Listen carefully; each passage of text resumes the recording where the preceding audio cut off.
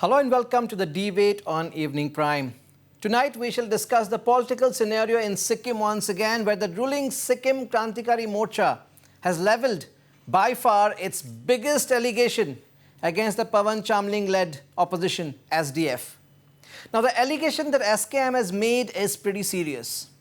After the charge of anonymous pamphlet distribution on SDF and subsequent alleged character assassination of women and youth, the SKM now has made another sensational allegation. Political Secretary to Chief Minister P.S. Thamang, Jacob Culling, said that the SDF may be nurturing dreams of merger of Darjeeling and Sikkim and even supporting the quote-unquote Greater Nepal agenda. That's massive. This is a very big allegation indeed. I have with me Mr. Jacob Culling himself to shed more light on these allegations. Welcome, namaskar आपका Jacob Culling जी. Welcome to North East Live. Political गर्मा गर्मी सिक्किम में बहुत ज़्यादा चल रहा है, जैसे हम देख रहे हैं रैलीज और एलिगेशंस, काउंटर एलिगेशंस. लेकिन आपने जो लेटेस्ट एलिगेशन जो एसडीएफ के अगेंस्ट दिया है, पवन चामलिंग जी के अगेंस्ट दिया है, बहुत ही बड़ा है, मैसिव है. सिक्किम दार्जिलिंग मर्जर एस्पायर करती है एसडीएफ, और ये भी आपका कहना है कि शायद से कहीं ना कहीं पवन चामलिंग एक ग्रेटर नेपाल एजेंडा को भी सपोर्ट कर रहे हैं. क्या बेसिस, किस बेसिस पे आप इतना बड़ा मैसिव एलिगेशन, एक जो सिक्किम के farmer CM, longest serving chief minister in the country, उनके अगेंस्ट आप इतना बड़ा एलिगेशन कैसे कर रहे हैं? नमस्कार, थैंक यू मुझे आज इस विशेष चर्चा में इनवाइट करने के लिए. और जो कल के हमारा एक कॉन्स्टिट्यूंसी लेवल मीटिंग में मैंने दो विशेष बात उठाया, वो मैंने यूं ही पॉलिटिकल स्टंट के लिए नहीं उठाया. वो जो हम अभी तक सोशल मीडिया में देख रहे हैं और विभिन्न माध्यम से हमें तथ्य प्राप्त हो रहे हैं, वो यही बात इंगित करते हैं, वो यही बात के तरफ इशारा करते हैं. नंबर एक, मैंने आगे भी 2-4 मीटिंग में ये बात बताया है कि 2 महीने आगे, 2.5 महीने आगे सिक्किम के भूतपूर्व मुख्यमंत्री श्रीमान पवन चामलिंग ने राज्य से बाहर जाकर 2-4 कार्यशाला किया. वो बहुत गुप्त ढंग से किया गया कार्यशाला था, जहां खुद श्रीमान पवन चामलिंग जी और उसके पार्टी के कोर कमेटी का 10-12 लोग ही शामिल थे. कोर कमेटी का भी मोबाइल फोन उस मीटिंग में ले जाने का परमिशन नहीं था, और वो मीटिंग उन्होंने एक कार्यशाला के नाम पे आयोजित किया. और उस कार्यशाला के प्रशिक्षक के रूप में अथवा शिक्षक के रूप में ऐसा आदमी शामिल था जो विगत दशकों से सिक्किम दार्जिलिंग एकीकरण का बुनियादी ढांचा तैयार करने में लगा हुआ है. और वो कभी वो प्रेस में भी आके दार्जिलिंग सिक्किम एकीकरण के पक्ष में बात करते हैं, और यहाँ तक बोलते हैं कि केंद्र सरकार के पास भी दूसरा ऑप्शन नहीं है, इसीलिए दार्जिलिंग सिक्किम मर्जर करने के लिए केंद्र सरकार भी तैयार है. सिक्किम का विरोध करने से कुछ नहीं होगा, ये एक दिन होके रहेगा बोल के वो लोग कहते हैं खुले आम सोशल मीडिया में. और विगत 2 महीने आगे चामलिंग साहब ने जाके उन्हीं लोगों से पार्टी का कोर कमेटी का वर्कशॉप किया. तो इसका मायना क्या निकलेगा?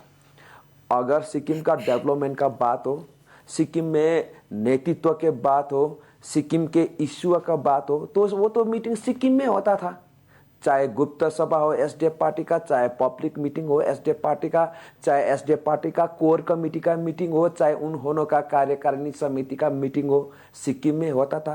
पर स्पेशली ये 3 मीटिंग सिक्किम के बाहर फोटो खींचना मना, वीडियो रिकॉर्डिंग करना मना, और उसमें फोन ले जाना मना. ऐसा मीटिंग दार्जिलिंग और सिक्किम एकीकरण के सोच वाले व्यक्तियों से किया क्यों?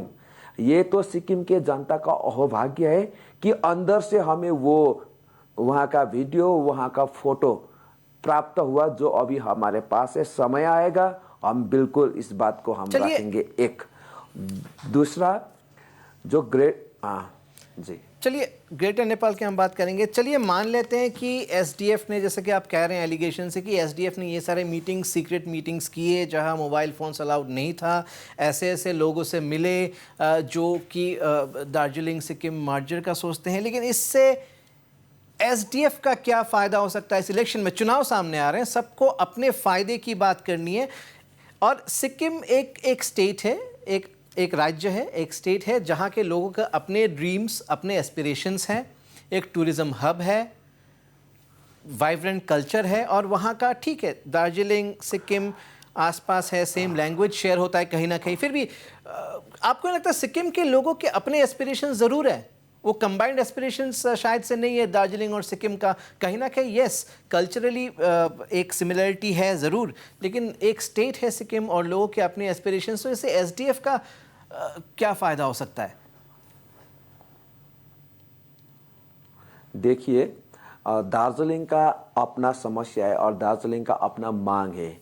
सिक्किम जब हम विपक्ष में था और आज हम सत्ता में है, दार्जिलिंग के लोगों के इच्छा और चाहना के अनुरूप उन लोगों का जो भी मांग है, हम दिल से उसका समर्थन करते हैं। दार्जिलिंग का मांग पूरा हो, और दार्जिलिंग का ज़्यादातर लोग उन्होंने के मांग के ऊपर सिंसियर है और वो मांग आगे भी बढ़ाता है, हम उसको सपोर्ट करते हैं।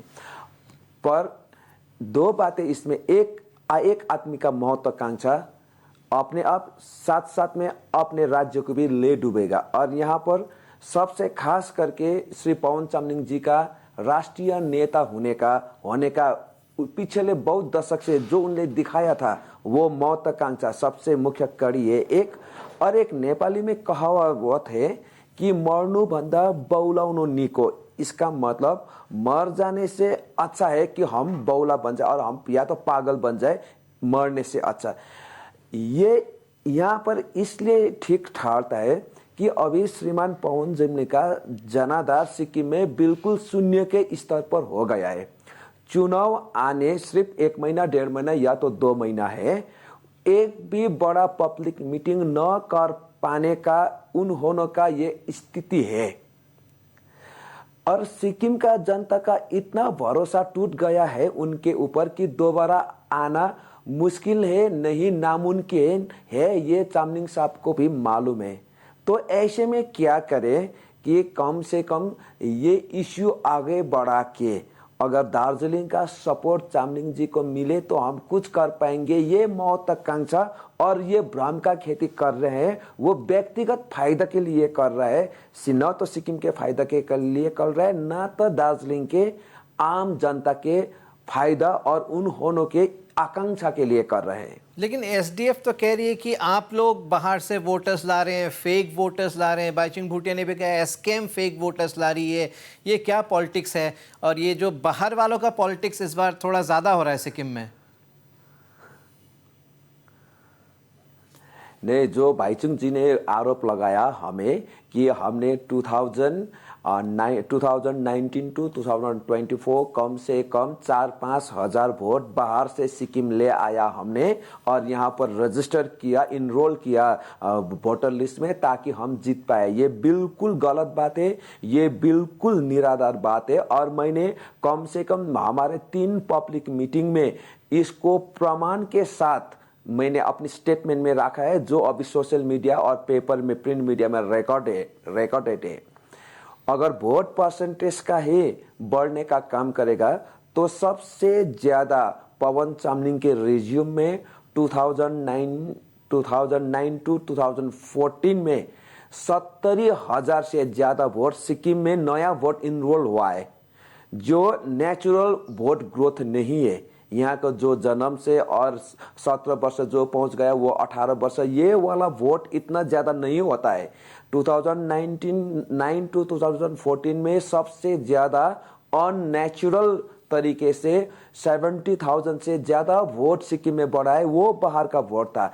इसका जवाब बाइचुंग भूटिया को देना पड़ेगा क्योंकि वो अभी एसडीएफ पार्टी का बड़े नेता बन गए हैं। 19 to 2014 में सिर्फ 18,000 वोट बढ़ा है। वो बिल्कुल नेचुरल है। जो यहाँ का बच्चे बढ़ गया, 18 साल पहुंच गया, उसका वोट बढ़ा है। पर वो भी एसडीएफ के रिज्यूम से बहुत कम है। और ये एसडीएफ पार्टी का जो बाहर का वोट हमने यहाँ लाया है, ये टोटली रॉन्ग और गलत है। अगर हम बाहर का रिमोट कंट्रोल में सिक्किम में राजनीति करने का सत्य तथ्य प्रस्तुत करें तो हमारे पास उनके पास सिर्फ मुख से बोलने वाला शब्द है, हमारे पास प्रमाण है। आने वाले समय में और अगर कोई भी चाहेगा तो मैं अपने लाइब्रेरी से दे सकता हूँ, अपने रिकॉर्ड से दे सकता हूँ। जब भी सिक्किम में एसडीएफ पार्टी का छोटा बड़ा रैली हुआ, हर गाड़ी में पुलिस ने राज्य के बाहर के लोगों को कागज पत्र के साथ पकड़ा है।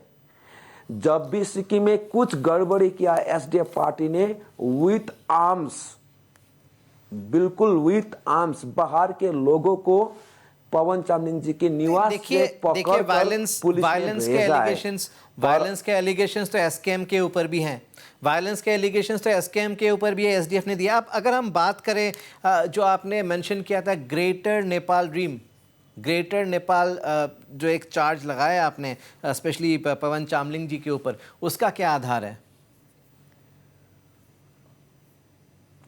अगर कल का मेरा भाषण कोई भी सीरियसली सुनेगा तो मैंने वहां पर यह बात बोला है कि पवन चामलिंग जी 1-1.5 वर्ष आगे 2 वर्ष आगे नेपाल जाके जिस प्रकार से टीवी इंटरव्यू दिया, उस इंटरव्यू से हमें शंका उत्पन्न होगा, यही बोला है मैंने।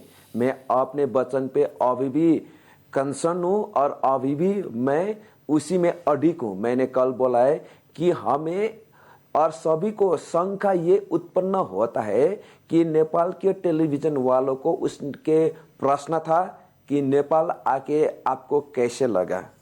और हम भारतीय नागरिक है, पवन चामलिंग जी भी भारतीय नागरिक है। एक भारतीय नागरिक के हैसियत से वहाँ पर उत्तर होना चाहिए था, नेपाल आके हमें अच्छा लगा, ये वर्ल्ड का हाईएस्ट माउंटेन एवरेस्ट के काख में आके यहाँ का प्राकृतिक सुंदरता से हम मोह हो गया, ये बोलना चाहिए था। पर पवन चामलिंग जी ने क्या बोला, ये हमारा पुरखा का घर आ गया, मैं तो मेरा पिता पुरखा का घर आ गया, मैं तो बहुत खुश हुआ, ये तो मेरा घर है, मेरा पुरखा का घर है। ये बात क्या साबित करता है? ये बात ये साबित करता है कि पवन चामलिंग जी सिक्किम का नागरिक नहीं है, भारत का नागरिक नहीं है। सिक्किम में, भारत में वो किसी तरह से यहाँ माइग्रेट होके आया है, यहाँ बैठ रहा है। देखिए, उसका पिता पुरखा का घर तो नेपाल में है और वो खुश हो रहा है कि हम नेपाल गया। एक ये बात है।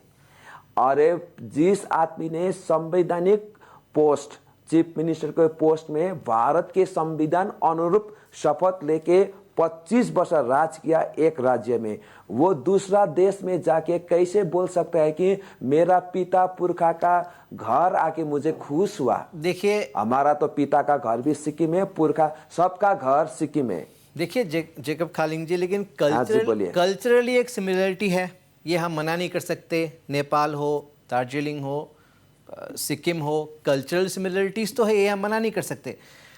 एक मैं आपको एग्जांपल देता हूँ। आज अगर कोई पंजाब से, जो पंजाब है, पंजाब से कोई भी लीडर हो या कोई आम आदमी हो, या फिर इस बेल्ट से कोई बंगाल से या असम से, अगर पंजाब से कोई पाकिस्तान जाता है, जो पाकिस्तान का पंजाब है, वो भी अगर कह दे हाँ कि ये कभी हमारा ज़मीन था, आके अच्छा लगा, उसमें हम ये तो नहीं कह सकते कि ये फॉरेनर है या ये इंडियन नहीं है। ये भी तो चार्ज गलत होगा ना। और नेपाल के साथ हमारे हमेशा अच्छे संबंध थे, बिल्कुल, और कल्चरल सिमिलरिटीज भी है। इंडिया का कोई भी, बिल्कुल आप एकदम सच बोल रहे हैं, आपका एकदम बात सच है।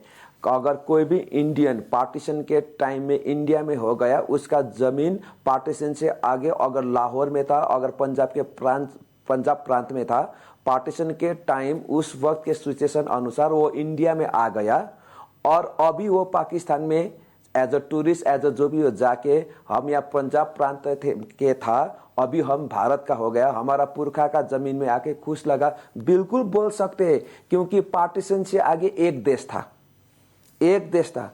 पर इंडिया और नेपाल पार्टीशन से आगे एक देश था? कभी एक नहीं था। नेपाल अपना देश था, भारत अपना देश था। तो कैसे बोल सकते हैं कि हमारा पुरखा का देश नेपाल है? Well, I'm sure SDF will have answers to it. Jacob Kaling जी, बहुत बहुत धन्यवाद आपका। लास्ट क्वेश्चन, क्या कॉन्फिडेंट है एसकेएम? क्या कॉन्फिडेंट है एसकेएम या फिर डरी हुई है एसकेएम जैसे कि एसडीएफ कह रहा है? हाँ, अबे आप सिक्किम आके देख सकते हैं। हम कॉन्फिडेंट हो है ये बोल के हम घमंड पालना नहीं चाहते हैं, हम अहम दिखाना नहीं चाहते हैं। पर 5 बरस हम जनता के साथ रह के 24 घंटा में हमारा नेता सिर्फ 2 घंटा सो के 22 घंटा काम किया है। ये मैं सिर्फ बोल नहीं रहा हूँ। सिक्किम में आके किसी भी पत्रकार को, किसी भी जनता को पूछेगा तो यही आंसर आएगा कि हमारा नेता श्रीमान प्रेम सिंह तामाङ जी ने 24 घंटे में सिर्फ 2 घंटा सोकर 22 घंटा तक काम किया है। कोरोना काल में भी हम जनता के साथ था, टिस्टा फ्लड में भी हम जनता के साथ में था। इसीलिए हम कॉन्फिडेंट होना न होना दूसरी बात है, पर सिक्किम का जनता 100% कॉन्फिडेंट है कि इस बार सॉलिड एसकेएम पार्टी का सरकार सारे सीट जीत के मेजोरिटी का और मजबूत का सॉलिड गवर्नमेंट बनाएगा। धन्यवाद बहुत बहुत आपका Jacob Khaling ji. And the politics in Sikkim continues to get exciting. बहुत बहुत शुक्रिया आपका हमसे जुड़ने के लिए आज शाम को।